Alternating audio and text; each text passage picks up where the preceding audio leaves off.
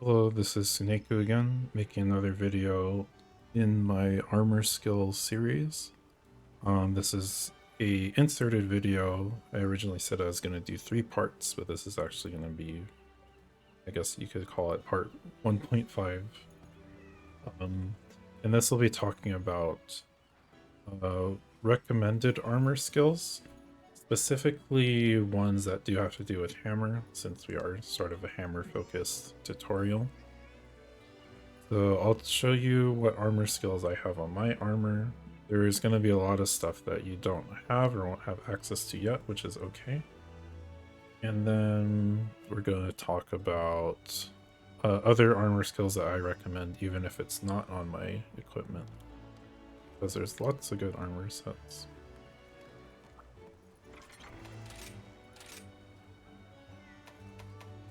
So I have a bunch of different armor here. Don't worry about what they're called or what they're from right now. Just know that I have a lot of different armors. And like I said, if you go to page 2, you can see all the skills that the armor gives you. Some of these are also showing with the decorations that I put in. And we'll talk about decorations a little later on in the next video, so don't worry too much about that yet. We'll definitely get to it. But yeah, these are all the different skills that I have on my armor. And like I said, if we go to the very last page, page 6 and page 7, you can kind of see what abilities my armor has right now. So I have max level critical eye. Critical eye raises the percent that you can hit critical hits. So the higher it is, the higher chance you have of hitting critical hits. Agitator increases. Just go to the description here. Agitator increases attack when monsters get angry. So usually monsters are usually angry, so it will give a bonus attack. And this gives attack an affinity. Affinity is the critical hit thing. So since this is maxed out at level 5, gives me attack plus 20 and affinity plus 15%. Critical boost increases the amount of damage you do when you do a critical hit. So at level 3 it increases that damage by 40%. Weakness exploit increases the attack. Increases affinity when you're attacking a monster's weak spot. So for hammers, we attack the head, and at level 3, it increases your affinity by 50%. So that means whenever you attack the enemy weak spot, you have a 50% chance of doing a critical hit. Stack that with critical eye and agitator, and then we basically have, like, every time we hit the monster at the head, it's going to be a critical hit. And every critical hit, it increases our damage as well. So this armor, essentially, that I put together is to maximize the amount of damage I do. We also have some utility skills. This one is called Focus, which lets you charge faster. So like when you're pressing or holding ZR and you're charging up your hammer, you'll charge it a bit faster than you normally would. Speed sharpening. Whenever you sharpen your weapon, like when a monster runs away, it'll let you sharpen faster. Resentment, another damage dealing one. Razor sharp helps out. Prevent you from losing sharpness when you attack sometimes. I think this is all my skills. There's a few other ones that are a little more complex.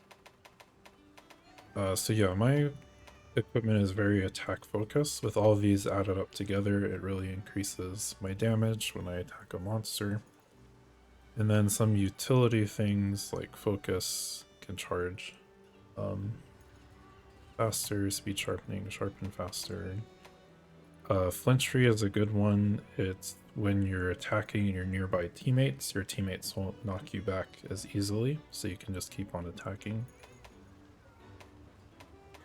And Wirebug Whisperer does a bunch of good things with wirebugs. We can go over that as well. So let me go over to this list that we have, and I'll just try to go over every single one that we can, or everyone that I think is useful. So Stamina Thief is good. Stamina Thief helps you exhaust the monster. So more often the monster will like flinch back when you hit it with certain attacks, the more Stamina Thief that you have. Recovery Up improves the recovery of your healing items. That can be useful. Recovery Speed, not as useful. When you get hit, you have like your normal health, and then there's like a red bar of health. You slowly recover that red bar of health if you don't heal, but it's not really something you want to depend on, so you don't really want recovery speed. All of these elemental resistances, I would say, are not necessary. So you don't have to worry about armor skills with those. If they do come with it, that's handy, but I wouldn't focus on them. These resistances, I would say paralysis resistance is the most useful one, because this is the hardest for you to get out of. Sleep can also be helpful, but not a lot of monsters have sleep.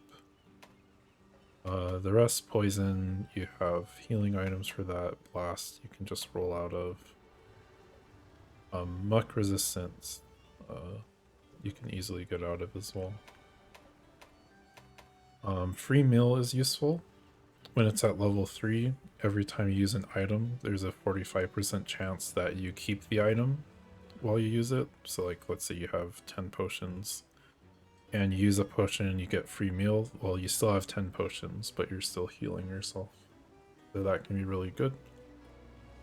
The rest of these, I would say only Wirebug Whisper is really good. It has 3 separate effects depending on what level you have it at.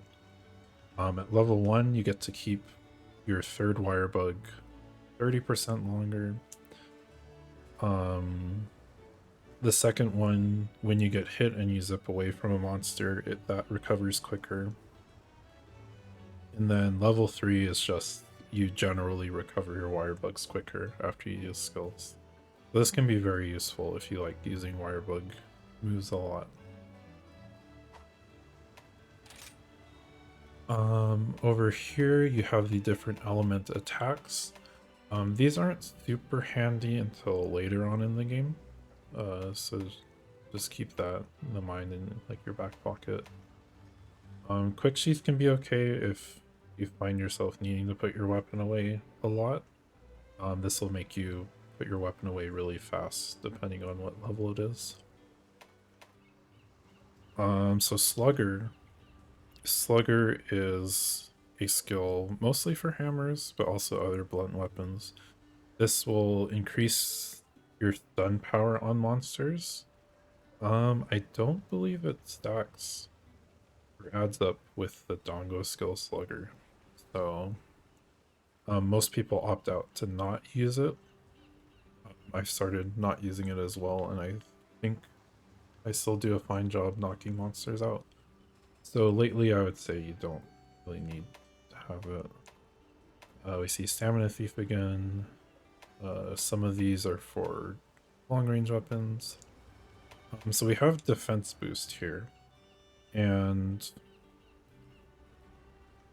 haven't messed around with it a lot, but generally I end up not using defense boost because the increase to defense isn't large enough unless you like really invest into it. So you definitely don't want just 1 or 2 levels of it. You want at least 3 levels of defense boost, because at level 3 it increases your defense by 1% rather than just like a flat number. So if you do want defense boosts, put at least level 3.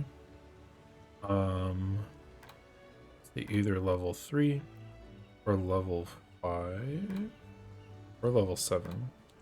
Because you want those percent increases in your defense rather than just the flat number. It can go up pretty high, but yeah, that really depends if you just want to bolster your defenses, which is a totally valid strategy. So don't worry about it like not being a good strategy. This skill is really good called Divine Blessing, where depending on what level it is, you have a percent chance to take reduced damage from attacks. So at level 3, it has a chance of reducing the damage you take from a hit by 50%. Yeah, predetermined chance. At first I was reading, I thought 50% of the time you'll take less damage, but I think whenever it happens, you take half the damage you normally would.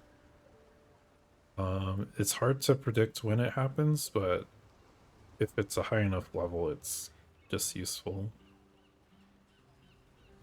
Okay.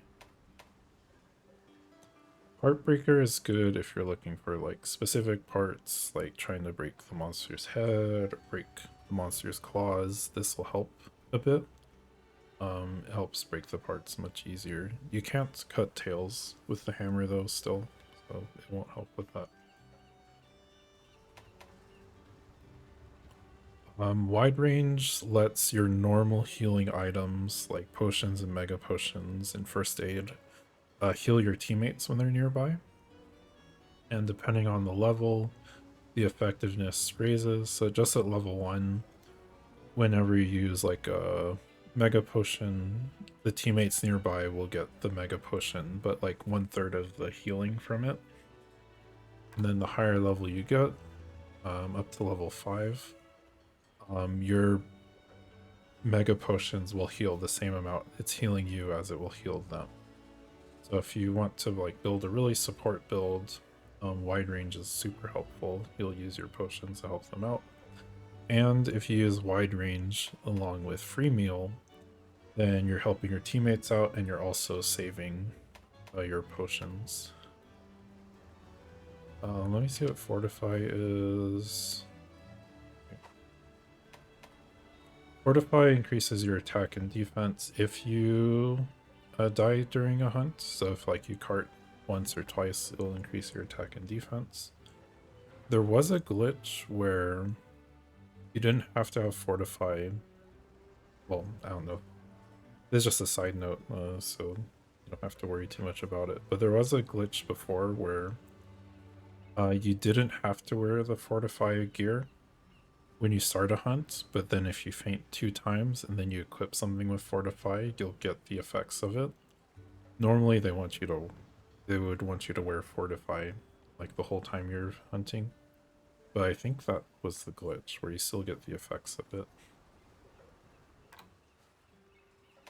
And then Flinch Free, and then Wirebug Whisper again, the useful ones here. So here's where all the attack ones are. So Critical Eye, like I said, increases your affinity, and your affinity again is your chance to hit a critical hit. So if you have plus 40% affinity, every hit you do, there's a 40% chance it'll be a critical hit and do more damage. Weakness exploit, when you hit a monster's spot that it's very weak to. So like with hammers, if you hit it on the head, it'll increase your attack's affinity. So if you have it at level 3 and you hit the monster at the head, it increases your affinity by 50%, so then you always have a 50% chance of hitting a critical hit. We have these attack ones again.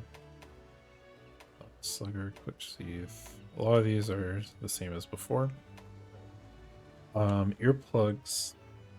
Earplugs are an armor skill where The higher level it is, the more you're immune to monster roars. So it says reduces effective monster roars, weak roars, reduces the effect of strong roars and powerful roars, etc. I don't know how they measure it or what monsters have what kind of roars. But essentially, if you wear earplugs and the monster does its roar, you'll just ignore it and you can keep attacking like you normally would. Side note, because you did mention Tigrex before, even if you have earplugs and you're near Tigrex's roar, you'll still get hurt because Tigrex's roar does damage. So you'll still get hurt and knocked back by that. But any other monster, when they roar, if you have like level 5 earplugs, you can just keep on attacking. Like, you don't hear them at all.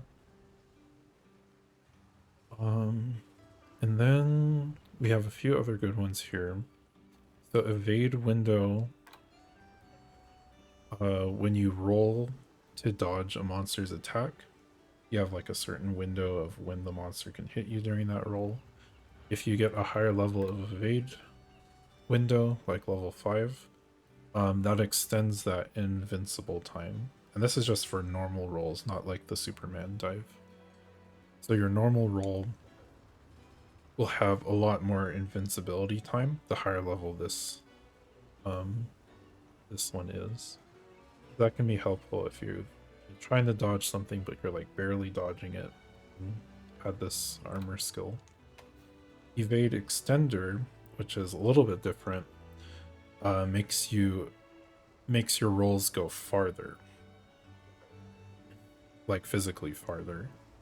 So depending on what level it is, when you roll, you'll like roll in like really far. It looks kind of comical at level 3. But yeah, that's also a thing. Also when you're like doing your wire bugs and you do your flips, like after you're hanging and you do your flip, it also increases how far you go during that flip. Evade extender is a little tricky because sometimes you want to roll a certain distance to get into a certain position, so it's not for everyone, it's not for every weapon, but it is another thing that can help you get away from like certain attacks easier than others. Stun resistance is a really good one, especially if you're fighting a monster like Zinogre, because Zinogre does the Thunder Blight on you with its electric attacks. And what Thunder Blight does is it makes you easier to stun. So instead of needing to hit you like 3 times in a row, he just needs to hit you 2 times in a row and you're stunned. That can be really tricky. So stun resistant, the first level of it can reduce the stun by 60%, which is significant. Level 2, 90%, and level 3, you just never get stunned, no matter how many times in a row you get hit. And just in case you did not know how stun or getting knocked out works, if you get hit by a monster 3 consecutive times within like a time frame, then you'll get stunned, and then you'll get like the stars around your head and you can't move. Stuns are really dangerous because I think the monsters get additional damage when they hit you when they hit you when you're stunned. It's not really something that you want to happen to you. So that's something to keep in mind when you're fighting a monster. If you get hit by them once and you go in and get hit by them again, then you might want to think, okay, I'm close to stunned. I should like back up a little bit and take some time, because after a bit of time the stun will go away, or the risk of stun will go away, I should say. More often than not, I equip 3 levels of stun resistance on my equipment just so that I don't have to worry about getting stunned. I can like play as aggressive or as safe as I want. And I believe we talked about speed sharpening It's just when you use a whetstone to sharpen your weapon, it takes less time. So normally the maximum time is like 4 little swipes of the whetstone. Each level reduces one of those swipes. I wouldn't say this is super useful because there's always a good time to sharpen. But it can be handy if you just want to get it done with quick and you have the space for it. So there's a good number of other skills in the game that we don't have to go over, but these basic ones can get you through. So I would say like the good ones to focus on, especially if you feel like you're getting hit a lot, are Divine Blessing and Stun Resistance.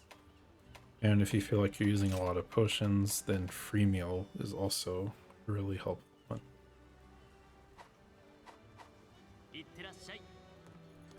So kind of a lot of information because there's so many skills in this game, but definitely you can note down the ones that intrigue you, and then you can go back in the video and check them out to see what they do.